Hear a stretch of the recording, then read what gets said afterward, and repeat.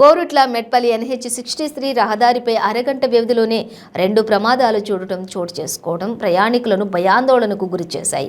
కోరుట్ల పట్టణానికి చెందిన ఇద్దరు మిత్రులు బజాజ్ పల్సర్ 220 పైన మెట్పల్లి వైపు వస్తూ ఉండగా అర్బన్ కాలనీ సబ్ స్టేషన్ వద్ద గేదెను ఢీకొని ఓ యువకుడు అక్కడికక్కడే చనిపోగా మరో యువకునికి కాలు విరిగింది. అక్కడున్న స్థానికులు 108కి ఫోన్ చేయగా అంబులెన్స్ వచ్చి ఒకరు మృతి చెందినట్లుగా నిర్ధారణ చేసి మరొకరిని స్థానిక ప్రభుత్వ ఆసుపత్రికి తరలించారు. కేసు నమోదు చేసుకున్న పోలీసులు దర్యాప్తు చేపట్టారు.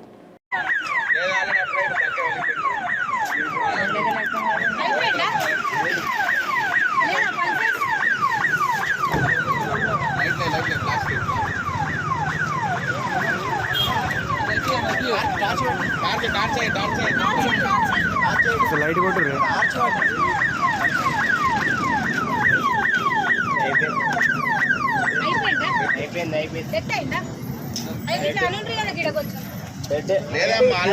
ఏర్పడతాయి ఆటోమేటిక్ ఏర్పడతాయి అమ్మా.